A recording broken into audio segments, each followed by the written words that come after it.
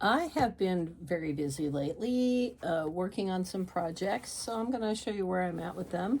I am keeping everything in my own tote. I make these, put my logo on the front, but I line mine, which makes it even cooler. So what I have inside here is a little project I've been working on.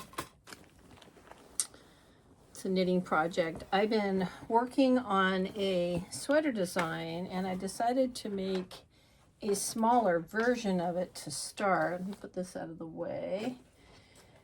So the idea is, because a lot of people who like to knit in the round don't like to purl.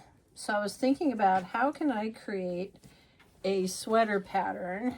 I'm sure it's not the first time it's ever been done, but it seems new to me. Sweater pattern where you're knitting in the round and then you stop at the armpit, and that's when you knit garter stitch. So you're still just knitting, you're not purling. So what I did is I did a 2x2 rib at the bottom and then knit in the round up to the armholes, and I separated at the armhole actually with a couple of extra stitches on either side for the back. So the back is slightly wider by maybe a half an inch on each side.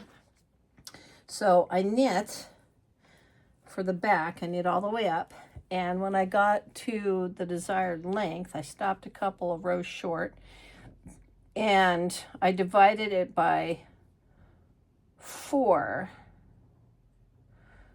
So I had the middle 2/4 here and then the other 4ths here, and divided that up again. So decreased, knit across, decreased, knit across. So I've got a little bit of this shoulder edging happening here. And then once I finished that, I came back to the front. And what I did here, if you can see, sorry, it's all getting kind of tangled. I still got this in. I did the same thing. I came up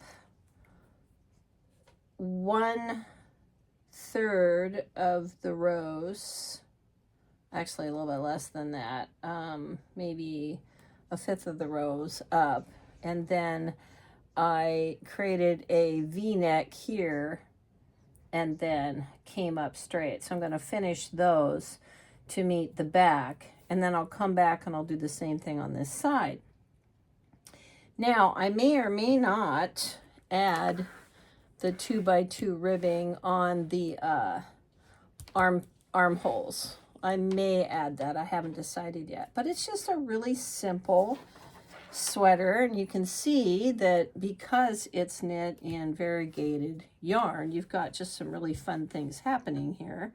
And then when you get up to the garter stitch, it's even more interesting. So it's just a very simple design, and it will take less than 200 grams of yarn. This is wool. It's Manos Del Uruguay Maxima, which I purchased from Hands On Knitting Center at the SoCal Fiber Fair.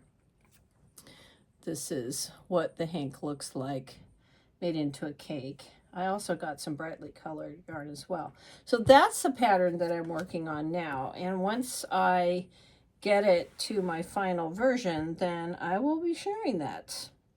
This would fit a small woman or a child, and if it fits a child, then it's going to go long. So that's what I'm just working on. I think the next time around I may make a little shorter, but we'll see. You never know until you try, right? So that is that particular project. And then for a gift, I received something really cool from a friend. This is a stitching kit. Now, when I was a little girl, we learned how to do all the different types of stitches, and it's been many years since I have done that. but this particular stitch book looks like it's going to be really fun. So it comes with pages that you're able to stitch on, and then it goes through different types of stitches, and it doesn't give instructions on how to accomplish these stitches, but it jogged my memory, and then it gives some actual things to play with, which I think once finished could be really interesting to add to something. Like French knots and all sorts of things. So it's probably not in the order that you would actually do these in, but there is an explanation book that comes with it, and I think this will be really fun. It's one of the things in 2026 that I wanted to get back to, which is what I like to call calm crafting. So often we are making things to get them done, and I think it's important to have some things we do just to do them.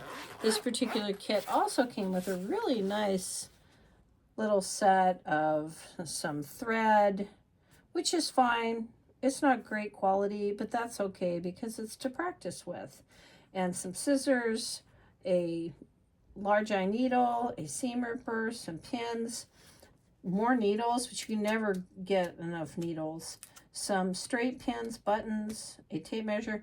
These are great. This is something that I will probably end up keeping in my car, because when I am at work, I have things sometimes happen to my costume, and then I can't always get to costuming to fix it. If it's just a little teeny patch, I need like a button or something sewn on. So that's one of those projects I've been working on. Something else I also need to get back to is I made these cowls a few years ago. I want to say I did them during the pandemic. I'm pretty sure I did. And I never finalized the pattern. I just was playing with it to see. And it's synthetic yarn, so it doesn't block well. But I need to get back to this and write it up, because it's actually a pretty nice cowl. It fits really nicely. It's just the right size. You can actually pull it up over your head. So I'm going to get this put together as a pattern. I will probably do a sample also in wool, so I can see how that feels and works. So I'll get that pattern done as well. Just a few of the things I've been working on. So thanks for joining me today, and I will see you next time.